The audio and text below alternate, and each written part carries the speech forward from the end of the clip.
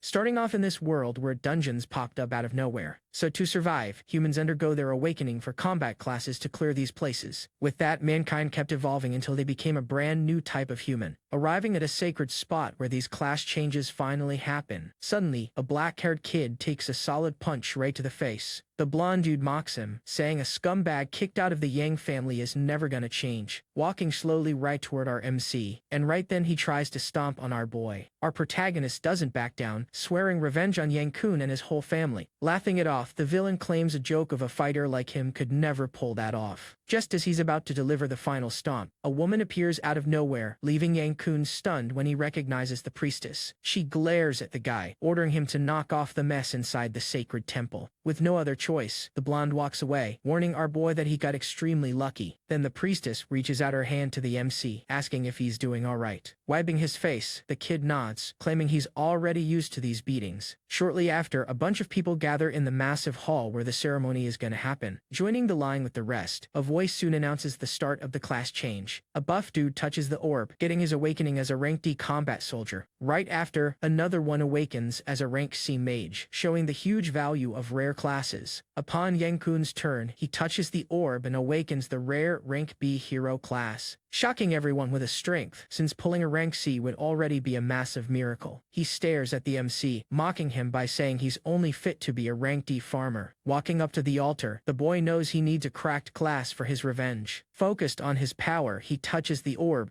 making blue energy burst right out of the crystal. Meanwhile, a voice announces the awakening of a level 1 class, beeping without giving details, leaving our boy with a stunned face, not quite understanding what was going down. Some random guy laughs at the situation, teasing that the kid really is the trash of all trash. And that's where it gets crazy. The vibe in the hall shifts, and everyone feels an unexplained chill, with dark shadows starting to leak right out of the orb. Then, a massive magic bubble appears. Lighting everything up, the system announces the SSS-Rank Dark Summoner class. The system changes the MC's look, revealing his skill to summon the Goddess of Death. Immediately, the giant figure of the goddess emerges, leaving everyone in the hall with their jaws on the floor, overflowing with so much energy that the orb shatters, leaving one of the elders pretty spooked. That makes Yang-kun foam at the mouth with rage, thinking a SSS rank is impossible. But the elder notices the mana and stamina costs for this summon must be through the roof, concluding that in practice, the kid's strength would be just like a useless rank C or D. Upon hearing that, the rival quickly turns to the MC, mocking this SSS rank trash. Smiling ironically, he suggests a little duel to test out the power of this new class. The priestess tries to stop the fight, but gets silenced by the elder who orders nobody to step in. So the snow-hair kid accepts the challenge, saying it'll be some great practice between cousins. Laughing with joy, the blonde draws his sword, getting ready to launch his attack. He charges, going all out, attacking to send our boy packing for good. No one saw that coming. A skeletal hand bursts from the ground, grabbing the enemy's leg, leaving the blonde confused, while shadowy claws start pinning him down from every side. The creature pops up, making the villain panic since he thinks it's a ghost. Right then, the MC smiles, warning that the idiot has no clue about the power he just awakened. Showing off his talent that zeroes out mana costs, he summons the Dark Knight. In front of this imposing goddess of death, the cousin screams that this is impossible. His desperate yells echo as he sees a talentless clown summoning such an OP creature. But the knight glares at him coldly with red eyes, warning him that he talks way too much, freezing the guy's body in pure terror in the blink of an eye just with her stare. That makes this scumbag cough up blood and just collapse, ending up completely knocked out cold in front of everyone in the hall. The crowd goes into full panic, thinking the young master just faced instant defeat. Naturally, the elder gets furious over the takedown, but the boy reminds him it was a fair duel. Ignoring that, the old man summons his powerful divine art called Blazing Sun Explosion. He swears to end the kid right then and there to avoid any payback from the Yang family. And just like that, everything changed. Something mystical starts to emerge right in front of him. The goddess of death steps in, raising her shield and blocking the elder's heavy attack. Turning to her master, the servant asks with a cold voice if she has permission to finish the old man. Calmly replying, the MC thinks it's too early for that and tells her to just teach him a good lesson. She agrees immediately with the absolute order from her master, summoning a bizarre skeleton that rushes the elder with a super fast strike. While letting the skeleton beat up the old man, the MC points out that Yang-kun isn't actually gone, showing through the system the rival's rare passive that leaves him with 1 HP for the week. Even on the ground, the rival makes threats, saying saying the family's elite elders will hunt him down without mercy. He gets completely ignored by our cold and calculating protagonist, answering the provocation with a simple and loud "oh." The boy steps on the trash's head, yelling for all of them to come at once, finally taking out the rival, earning 1,200 experience from the system, and finally leveling up to 2. Far away in the Yang mansion, the patriarch and a priest stare at the body deep in the coffin, boiling with rage once he realizes the exiled kid had the guts to take out his son. He slams the coffin hard, declaring that this blood-stained crime is unforgivable, but reveals he paid a heavy fortune for the temple priest to use resurrection. Then the furious father turns to the mage, asking him to kick off the sacred ritual. Laughing in a sinister way, the hooded mage replies that this is going to be a super easy job. Healing White is cast to revive anyone who met their end less than 24 hours ago. Except right in the middle of the mysterious process, the guy's eyes go wide, noticing something very wrong, displaying a projection of the MC mocking their useless attempt to bring the deceased back. The young Shadow Master smiles ironically, revealing he left behind a pretty solid insurance policy, explaining that the ritual just triggered his corpse explosion as one heck of a gift. This leaves the patriarch completely shocked, seeing dense purple energy surround the coffin, until a massive energy blast completely wrecks the body and the entire room, throwing the old leader brutally backward thanks to the absurd force of that impact. Foam forms and his mouth in rage as he slaps a 10 million gold bounty on the Avenger's head. Meanwhile, our boy explores the trial cave, which is perfect for beginners, watching a loud group of rookie hunters from a distance, and they try every way possible to take down the giant elite minotaur of the dungeon. It fights back, smashing the ground with its axe and pushing the warriors away. Analyzing it all, the snow-hair kid judges that these dungeon monsters are just too weak. Right then, a kiss-up adventurer complains that our hero is useless for not wanting to help. Another warrior suspects he's trying to steal the loot and suggests finishing the kid right there, until the Minotaur lets out one last roar of pain, completely zeroing out its health bar, making the carcass collapse on the ground while the system announces the fall of this minor boss. The group celebrates loudly, cheering that they cleared this dungeon all by themselves. This is where it gets good. The floor of the old cave starts shaking, making a terrifying noise, showing a bright blue light shining deep inside and violently ramping up the earthquake. It reveals a huge circle of fire at the group's feet, proving something went very wrong. Curiously watching, the MC wants to know what's going to go down there, so a giant beast with a lion's body and wings emerges from the circle, roaring at everyone. Terrified by the spawn, one of the adventurers yells, asking what kind of monster that is, panicking right after he screams that it's the legendary Chimera, the hidden boss. Our boy smiles super hyped, thinking something interesting finally showed up. Cracking his knuckles, he gets ready to dive headfirst into this massive brawl. Meanwhile, the Chimera winds up and fires a powerful blast of fire at the squad, hitting one of the warriors dead on, instantly turning him to dust right on the spot. This leaves the whole group in shock as they watch one of their allies get brutally wiped out. Another guy screams for everyone to run from the beast, warning they'll only survive by beating the boss. Ignoring the extras, the Chimera roars furiously right at our boy, but the snow-hair kid doesn't care about the beast and shouts, commanding the Dark Knight to fall, with a blue circle popping up, releasing a dense, shadowy aura all over the cave. Emerging from the energy, the Dark Knight answers her master's call. She stares down the Chimera with a teasing smile, letting it know the kitty is gonna fight. Quickly gathering a huge sphere of blue energy, she yells for the beast to disappear, firing the attack like an actual cannon and hitting the monster with full force. The creature feels the immense power of the hit, realizing it's already way too late. Defeated in a single blow, the system quickly confirms the fall of the dreaded Chimera, feeling even a bit surprised by how unbelievably easy this quick victory was. Right after that, a purple light signals he leveled up to 13, scoring rare items, revealing the unlock of the Dark Elemental Orb and the Undead Enhancement. The surviving warrior watches everything in shock, wondering how that trash is so strong. Meanwhile, the bright dungeon exit gate opens up in the back of the old cave. Hidden behind the rock, the rookies whisper to each other to avoid making any noise. Pointing to the gate, they plan to sneak out of there without the protagonist noticing. They try to tiptoe away, starting to run in dead silence. But the boy grabs everyone's attention, making the terrified trio stop dead in their tracks. Smirking, the young lord warns them not to be in such a hurry to leave. The Dark Knight turns to her master, pointing out that this bunch was very rude earlier. With a sinister smile, the Valkyrie asks if the master wants to see them all finished off right there. Replying that there's no need, the MC says they didn't really do anything anything that wrong. Instantly dropping to her knees, a girl apologizes and cries, saying they were completely blind. She cries heavily, thanking him for saving the entire group's lives inside the cave. But stepping up with a sly look, the MC warns that if they still want to make it out alive, they need to show at least a little sincerity to their great heroic savior. Shaking with fear on her knees, the poor woman has no idea what he means by that. Soon, the group is left in their underwear, while the MC banks 67,000 gold and potions. Checking out his new skills alone, he notices the massive cost of the Dark Orb. He smiles, looking highly confident, remembering his passive cancels out any magic cost. Stepping out of the dungeon calmly, he decides to head straight back to the city center. In normal clothes now, the young lord walks casually through the shopping district, stopping right in front of a weapon shop to take a quick look at the gear. The owner greets him with a sketchy smile, promising fair prices for everyone. Once inside the store, our MC gets closely followed by the super greedy merchant. Grabbing a large sword to inspect, the kid feels the owner's gaze locked right on him. They stroll through the shop, and the seller just assumes the boy looks like a massive broke loser. Annoyed, the owner huffs and mutters that the kid is just pretending he's gonna buy something. Then the MC picks up the epic tier scepter of Hades and asks for the price of this fabulous item. Crossing his arms with arrogance, the owner states the treasure is worth 2 million gold. The boy shows the legendary purple chimera fang, asking how much he can get for it, leaving the seller completely shocked, yelling in disbelief at what he was seeing. He recognizes the legendary item that would easily fetch 2.5 million gold at an auction. Outraged, he gets closer, asking how a kid scored something of that level, flipping his arrogant expression into a kiss-up face in the blink of an eye. With a fake smile and apologies, he says the legendary item is more than enough, asking the MC to hold on just a second while he heads to the back to get the change. But as he walks away, he whispers to an employee about the huge bounty from the Yangs. He smiles maliciously, telling the worker to stall the kid while he contacts the rich guys. When asked how long it's gonna take, the shopkeeper sweats cold and begs for just one more moment. Standing up to confront him, the MC wants to know the reason for all this nervousness and stalling. A sharp blade suddenly slices right through the air. With his sword at the seller's neck, he sits down, warning him that it's way too late now. Right then, 3 knights from the temple's elite 12th Order show up in the tiny shop, revealing the influential Yang family hired them specifically to take the kid's life. But taking a closer look, the group spots the Dark Knight floating right behind the boy. He mutters that the Class Change Temple and the Yang family are trash from the same dump. Annoyed by the audacity of these low-tier knights, the Valkyrie summons her skeletons, sending the dead creatures rushing forward with bloodlust straight at the enemy trio. Yet the arrogant blonde leader doesn't even flinch, staring down the monsters coming his way. Letting out a loud battle cry, he quickly uses his light skill called Holy Strike. The golden light is used to destroy all the skeletons at once in a single blow. Smugly smiling, the blonde claims the squad's specialty is crushing the undead. Looking to the side like he finally noticed a cool little detail, he points at the Valkyrie, deducing that this creature was used to take down Yang Kun, flashing a necklace and explaining that ranked Grey Knights wear valuable items. The Holy Heart necklace gets revealed, guaranteeing full immunity against instant knockouts. Aggressively charging, the blonde yells that the MC's best card is useless against them now. Clapping back furiously, the MC retorts that they're the ones who'll end up in the dirt. At that moment, the imposing Dark Knight focuses, releasing a strong bluish energy, screaming that the kid is a massive idiot since his holy squad is immune to that attack. But the Valkyrie unleashes her death gaze, making a giant eye electrify the whole shop, shattering the useless Holy Heart necklace on the knight's neck to pieces on the spot. That leaves the arrogant elite knight leader in a complete state of shock and dread, letting out a loud cry of pain as he gets violently thrown to the back of the room, heavily hitting the floor while the protagonist and his shadowy partner just watch. Shaking with fear, the blonde stutters that this is impossible since he had immunity equipped. The invincible Dark Lord slowly steps up, warning him it was just a rare tier item. With a sadistic smirk, the MC asks if he thought some trash gear would block a divine gaze. Seeing their boss on the ground, the backup panics, noticing their rare amulets failed. While the guards back away in fear, our lord and the Valkyrie float there, staring them down. He creates his dark orb, letting them know he can handle the rest of his trash on his own, firing the massive sphere of dark energy straight into the crowd of opponents. The newly arrived squad comes face to face with this absurdly massive attack heading their way. Frantically running in pure despair, the soldiers try to escape as they see destruction approaching. At that second, one of the clerics yells for everyone to cast a strong holy light shield, gathering all the mages and bringing up a huge glowing barrier to block the impact. They tell everyone to hold the line, with the leader thinking the MC's mana must be drained by now, crashing brutally against the light shield and starting to crack the barrier right away. The cleric motivates the crew, telling them to hold out just a bit longer until the enemy's mana hits 0. But our boy just starts laughing, mockingly asking what exactly is gonna run out. Surrounded by blue flames and lightning, he warns them the real fun is just getting started. Right after the young lord summons a bunch of pure dark energy pillars straight from the sky, crashing those pillars hard onto the barrier and making the strike even heavier. Desperate, a priest yells he can't hold it anymore as the shield gets completely cracked. Then the barrier shatters completely, making the leaders scream for everyone to run, ending in a massive blast of purple and gold energy that swallows the whole squad. Once the dust settles, the enemies drop to the ground and the system confirms the total victory. Bathed in the system's light, he levels up to 22, scoring some fresh skills. On his knees and terrified, the shopkeeper calls the kid a monster for wiping out the elite order. Deciding to dip out as fast as possible, he starts running frantically toward the exit. And that's where it gets crazy. The MC appears out of nowhere, grabbing his shoulder since they still had business. That makes the seller fall back to his knees, shaking from head to toe, crying and begging for forgiveness. He offers the underworld god's staff for free. The boy grabs the epic item, checks out the cracked stats, and praises the gear. He points the staff at the guy, demanding a solid reason not to finish him off right now. Shaking with fear, the shopkeeper reveals this staff is part of the underworld set. According to legends, whoever gathers the whole set gains the authority of the deity. He adds that this person will earn absolute control over life and doom itself.